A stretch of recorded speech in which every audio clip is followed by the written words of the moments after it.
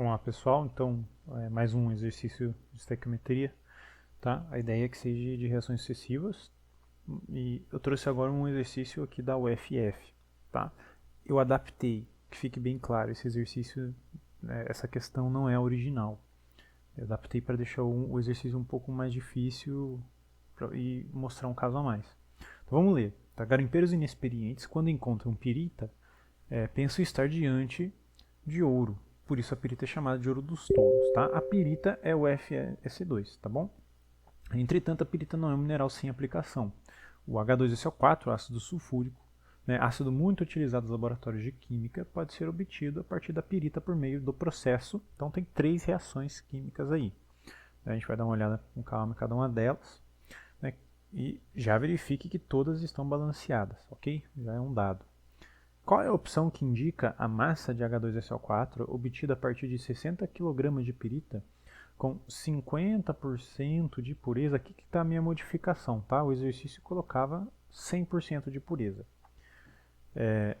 Por meio do processo equacionado acima, então vamos lá. Agora a gente segue o algoritmo aqui de exercício de estequiometria. Então o primeiro é balancear as equações, já estão todas balanceadas, é o mais comum de reações sucessivas, e agora a gente vamos identificar os nossos dados fornecidos aqui.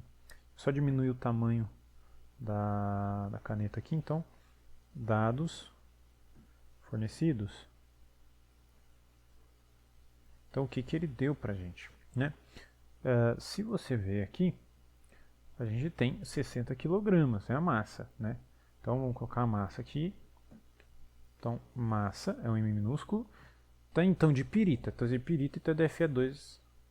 Quer dizer, o F é S2. Ok? Falou pra gente que é 60 kg. Então, coloca aqui Kg. Tá? E ele forneceu para nós também aquele 50% que é o GP, que é o grau de pureza. Tá? 50%. E agora a gente já terminou. Quais são os dados desejados agora? O próximo passo do algoritmo. Então, dados desejados. Ok, ele está pedindo para a gente qual que é a massa de H2SO4. Está escrito aqui. Né, quando a gente reage o pirita aí. Então, massa do H2SO4. Agora o próximo passo do algoritmo seria fazer a classificação reagente produto e também o gênero da substância envolvida, mas a gente vai deixar isso para depois porque a gente tem que identificar o caso estequiométrico de uma reação sucessiva. Tá? Vamos lá então. A gente vê que são reações sucessivas, por quê? Porque desse lado aqui na segunda equação eu tenho o SO2, que é um reagente, e sendo que ele é produto aqui na primeira. Então, pronto, né? Ele é produzido e consumido. O mesmo acontece com o SO3 aqui, porque ele na segunda reação ele é produto e na terceira ele é reagente. Tá? Então ele também vai ser consumido. Tem 3 reações em cadeia aí acontecendo. A gente vai ter que balancear todas elas. Tá? Então, vamos escrever aqui, ó, caso de reação sucessiva. Vou colocar aqui, ó, primeiro, reações sucessivas. Vou abreviar. Vou colocar reações sucessivas. E o segundo caso é de impureza aqui, porque tem um grau de pureza. Então a gente vai ter que levar em conta essas duas coisas, né? A massa de pirita que foi fornecida pra gente não é só pirita, tem mais coisinha ali que tá sujando, né? A sujeirinha. Então a reação não vai acontecer tanto, não vai consumir todos esses 60 kg, tá? Vamos então agora fazer o balanceamento aqui. Eu vou tentar aqui fazer rapidinho o balanceamento, né? Eu vou tentar copiar isso aqui ali para baixo para eu poder editar melhor, tá? Vamos tentar ser um pouco mais rápidos aqui. Então, não conseguiu selecionar. Tá, vou ter que digitar aqui mesmo. Ou melhor, escrever, né? Então, 4FS2 mais 11O2 formando 2Fe2O3 mais 8SO2. Tá? Agora aqui embaixo eu vou escrever a outra, né? 2SO2 mais O2 está formando tem essa substância aqui, que é um óxido de vanádio, tá? Mas ela não participa da reação. Participar, ela participa, mas não como a gente está pensando, tá? Essa substância chamada catalisador, ela não vai influenciar em absolutamente nada na estequiometria do nosso exercício, tá bom? Agora embaixo é SO3 mais H2O, ok? SO3 mais H2O, formando H2SO4. Então vamos lá, pessoal. Agora a gente tem que achar a reação global disso aí. Quem chegou a ver o vídeo anterior, viu que eu expliquei que a gente precisa sempre cancelar as substâncias que são primeiro produto e depois reagente. Tá? Aqui a gente não teria tanto problema assim, mas veja, a gente percebe então que o SO2 é produto e depois reagente, a gente tem que cancelar, mas o SO3 também, primeiro produto e depois reagente. Como é que a gente balanceia essa reação então? Bom, a gente vai ter que, primeiro, uma primeira tentativa, que em geral sempre funciona nesses exercícios, é você fazer na sequência, de um em um mesmo. Então vamos nos preocupar primeiramente com essas duas. Se a gente precisar, a gente faz a terceira, né? Então, vamos lá. A gente vai fazer então, como tem 8 SO2 em cima, eu quero que apareça um 8 aqui também para a gente poder cancelar. Mas então, se tem um 2 ali, eu vou multiplicar tudo isso aqui por 4. Tá? Ao fazer isso, os novos coeficientes estequiométricos vão ser, aqui vai ser 8, vou colocar em vermelho mesmo, então aqui vai ser 8, aqui fica 4, e esse outro aqui vai ficar 8 também, ok? Então agora a gente tem que também resolver a situação de baixo, né? Porque o SO3 também vai ser reagente na outra. Então veja, depois de fazer o primeiro balanceamento entre aspas, né, ficou o coeficiente estequiométrico 8. Então aqui eu quero que tenha 8 também.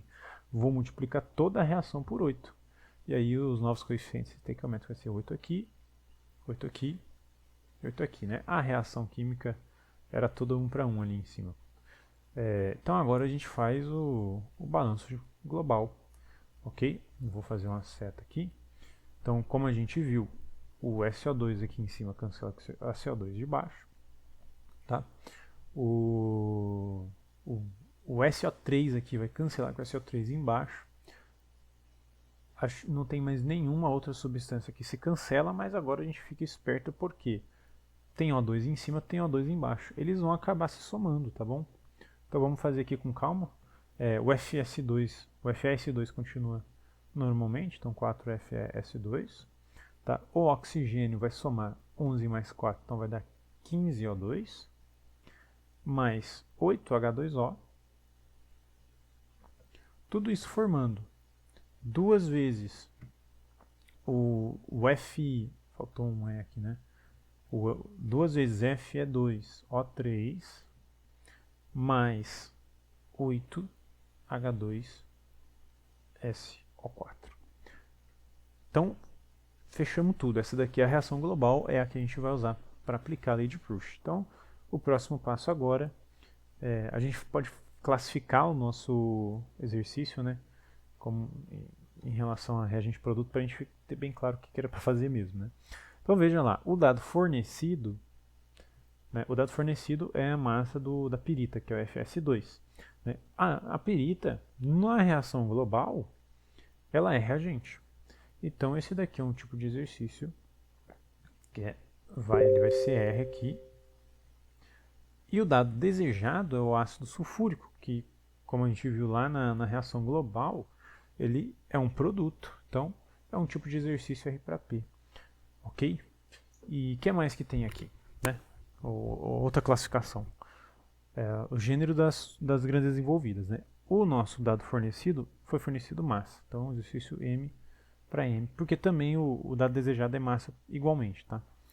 Então, é um reagente que foi dado em massa e que é um produto que também em massa. Né? Então, fazendo isso, a gente já fica mais claro o que é para a gente fazer. Vamos lá, então. Aplicando a lei de Proust.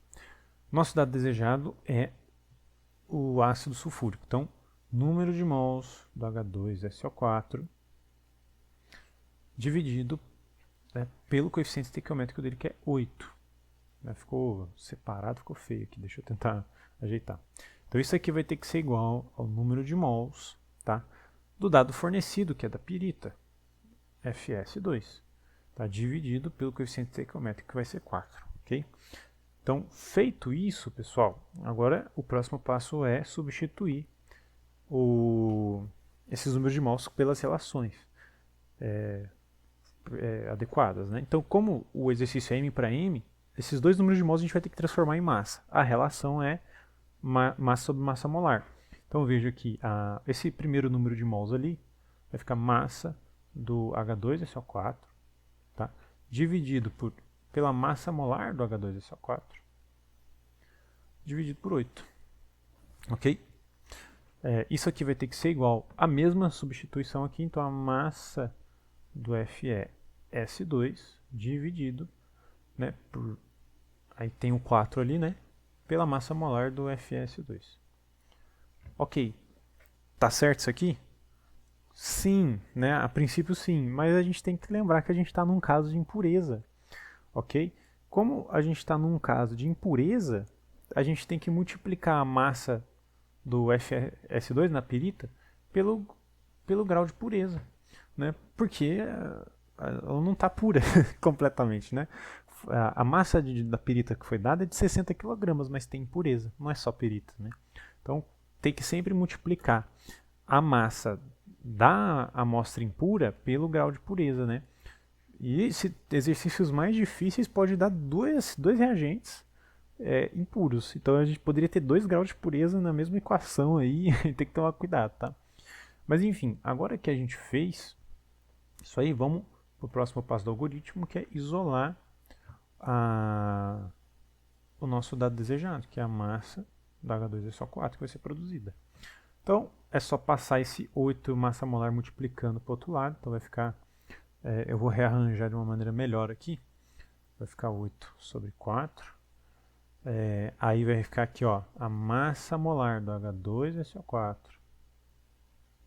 dividido pela massa molar da pirita, FS2, isso ainda multiplicando a massa da pirita e o grau de pureza dela. Tá? Então, agora que a gente isolou o nosso dado desejado, a gente vai fazer a substituição numérica. Mas antes disso, obviamente, né, a gente tem que calcular essas massas molares. Né? Então, vamos destacar essa expressão que a gente chegou, colocando o número 1 nela, e vamos fazer as massas molares. Né? Então, massas molares. Então, vamos lá. Primeiro do H2SO4. Então, a gente tem 2 hidrogênios, então é 2 vezes 1. Tá? Uma vez o enxofre é 32, e mais 4 vezes o oxigênio, que é 16. Tá? Se a gente fazer essa conta aqui, ó, esse aqui de cima dá 64, tá? Com 32 vai dar 98 e mais 2 vai dar 100. Peraí, ou será que eu fiz alguma coisa errada aqui? Deixa eu ver, isso aqui vai dar 24 vai 2? Não, isso aqui tá certo, 64. Aí vai dar, na verdade, 96, aí mais 2, 98. Ok, agora eu fiz certo. Tá? 98 gramas por mol, né? Nunca pode se esquecer da unidade de medida da massa molar. E qual que é a massa molar?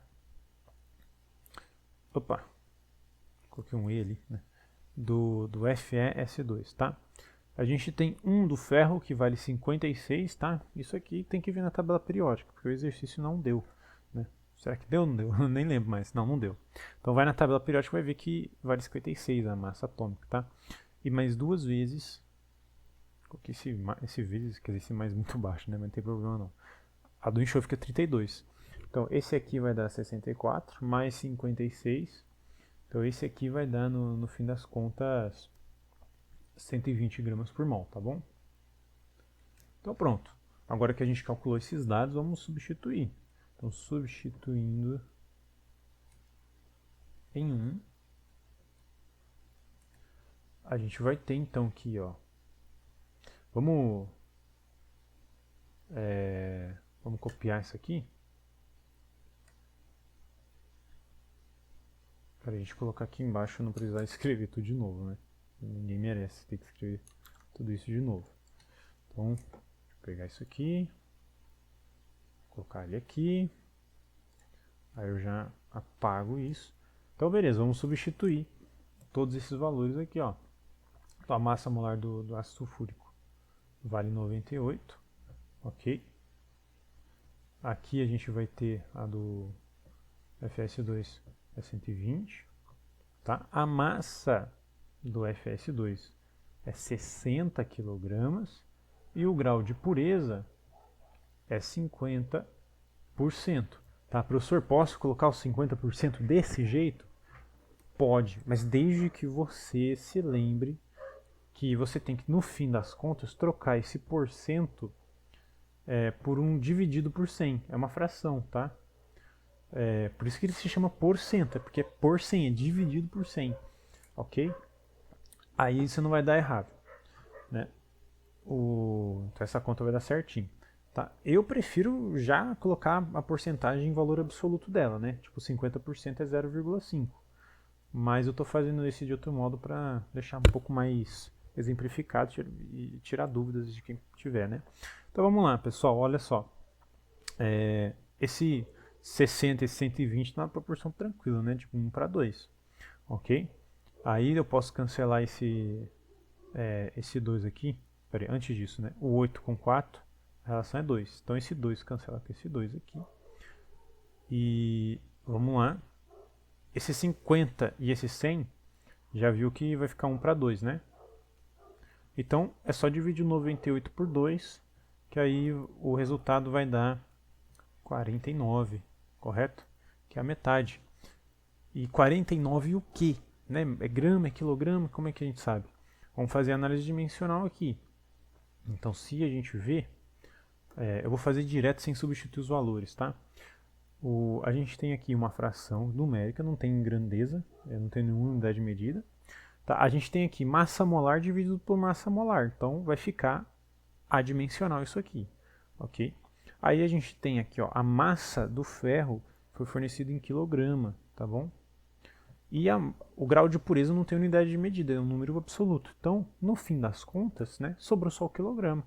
Então, de fato, a massa do ácido sulfúrico que vai ser produzida é 49 kg. Né? Então, para esse exercício adaptado, a resposta correta seria a alternativa C. Perfeito? Então, espero que tenha ficado bem claro, pessoal. Né? Isso aqui seria um caso misto, porque envolveu tanto reação sucessiva quanto impureza. Né? Tem que ficar muito, muito esperto. Né? Então, lembrando, né, reação sucessiva faz a reação global, impureza, multiplicar a massa impura pelo grau de pureza. Né? Então é isso aí, pessoal.